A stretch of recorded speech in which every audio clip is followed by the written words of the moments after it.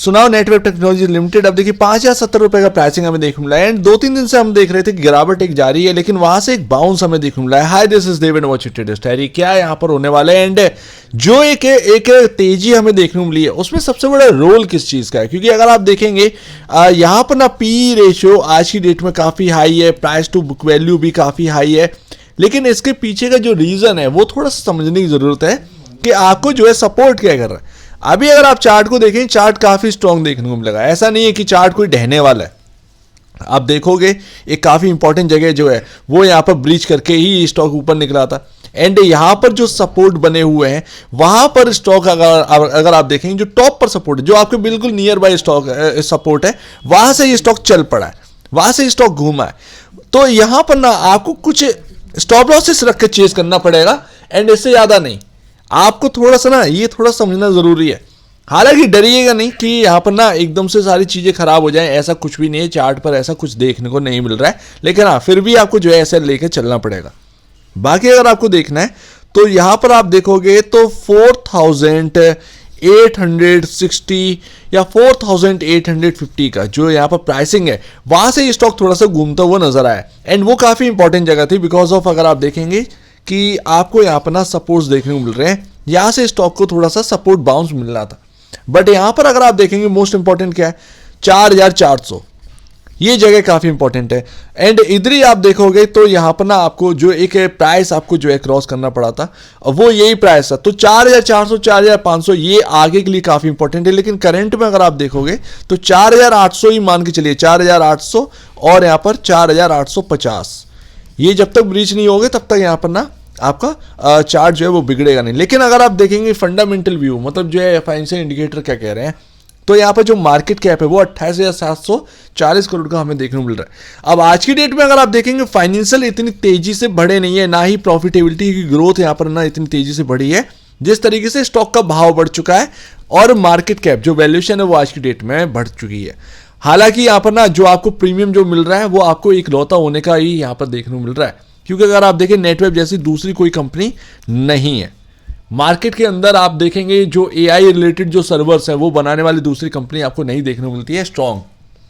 तो यहाँ पर ना नेटवेब को उसका सपोर्ट मिलता है। E2E नेटवर्क्स है आपको देखने को मिलते हैं, और बहुत सी सारी कंपनी आपको देखने को मिलती हैं, बट वो रेंटल यहाँ पर सर्वर का जो काम है वो उनका काफ़ी ज़्यादा है। सो दैट जो मैन्युफैक्चरर है वो आपको नेटवेब देखने को मिलता है, एंड यही आपको प्रीमियम पर रखा हुआ है। अभी अगर आप देखें 39.73 का प्राइस टू बुक वैल्यू हमें देखने को मिल रहा है। 40 टाइम है, 40 time price to book value. ये कोई छोटा मोटा नहीं है, ये बहुत रिस्क वाला है, इसको आपको इग्नोर नहीं करना।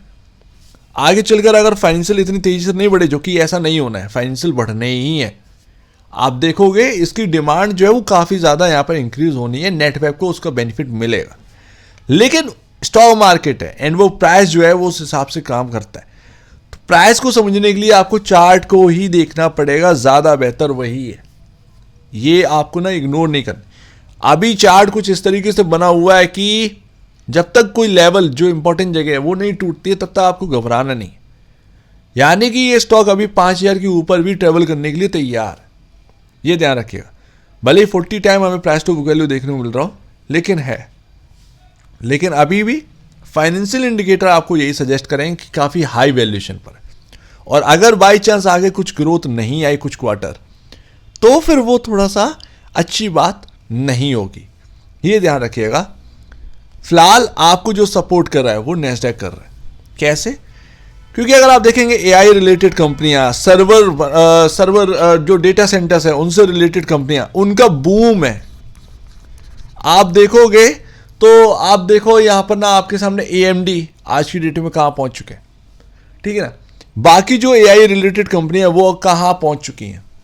तो लगातार जो बूम यूएस के मार्केट में बनी हुई है ना, वैसी बूम इंडिया के स्टॉक मार्केट में बनी हुई है। जो भी एआई रिलेटेड कंपनियां या डेटा सेंटर रिलेटेड कंपनियां, नेटवेब उनमें सबसे बेहतरीन कंपनियां नज़र आती है। उसके बाद दूसरा कोई नाम इतना अच्छा खास नज़र नहीं आता। दैट्स वाई आप इस बात को समझिए, जो भी आपको सपोर्ट मिल रहा है वो दुनिया भर में जो टेक्नोलॉजी कंपनियों में जो तेजी है उसकी वजह से आपको देखने को मिल रहा है। अदरवाइज जब अगर वहाँ पर गिरावट आना स्टार्ट होगी ना, तो वो कहीं ना कहीं इंडियन स्टॉक मार्केट के स्टॉक्स पर भी वो हावी होगा। तो ये मेन रीज़न है जो कि यहाँ पर आपको सपोर्ट करा है। बाकी ऐसा कोई बहुत बड़ा रीज़न नहीं है, कोई ऐसा नहीं है कि मतलब जो है कुछ ऐसा अलग हो गया। फाइनेंशियल ठीक ठाक है, लेकिन हाँ स्टॉक महंगा है, महंगा ही है। 4200 पर आपका मूविंग एवरेज है, 4200 पर, इस बात का ध्यान दीजिएगा। तो अभी जो लेवल आपके जो बने हुए हैं उन पर ध्यान देना। 4400 ये बहुत इंपॉर्टेंट है। दूसरा अभी आपका जो है 4800, 4850, ये काफ़ी इंपॉर्टेंट है। पूरी कहानी को अगर आप समझते हो, पूरी कहानी को, तो कुल मिलाकर आपको ये समझ में आता है कि हाँ भाई स्टॉक में तेजी हुई है, बट फंडामेंटल्स अभी भी थोड़े से रिस्की बने हुए हैं, प्लस इसके साथ साथ फाइनेंशियल में वो तेजी नहीं है जो आपको कंफर्ट दे। लेकिन आगे आने वाले टाइम में नेटवेब जैसी कंपनी का बोलबाला होगा, नेटवेब का भी बोलबाला होगा। लेकिन होता क्या है कि स्टॉक मार्केट के अंदर ना स्टॉक चुनिंदा है, उन्हीं पर सब कुछ हाइप और वगैरह वगैरह सब लोग हावी हो जाते हैं। तो कम आना कुछ टाइम बाद होते हैं ना, कुछ क्वार्टर अच्छे आने होते हैं, वो कुछ क्वार्टर जो है कुछ टाइम बाद आने होते हैं।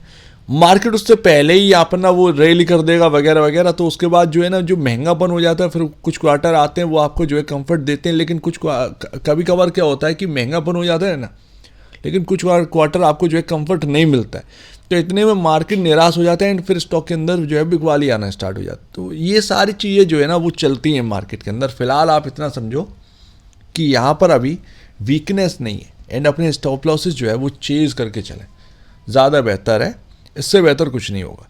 बाकी फंडामेंटल अगर आप ज़्यादा देखते हैं तो हाँ नेटवेब अभी जो इसके फंडामेंटल्स है वो अभी रिस्क में है, लेकिन नेटवेब अभी वीक स्टॉक नहीं है, ये ध्यान रखिएगा।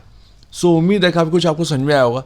एक बार निवेश से पहले आप बेचने से पहले अपने ब्रोकर एडवाइस से जरूर सलाह लीजिएगा। खुद की स्टडी करेगा, उससे बेहतर कुछ भी नहीं, खुद की स्टडी मस्ट है। तो आप दीजिए वीडियो देखिए, बहुत धन्यवाद दोस्तों।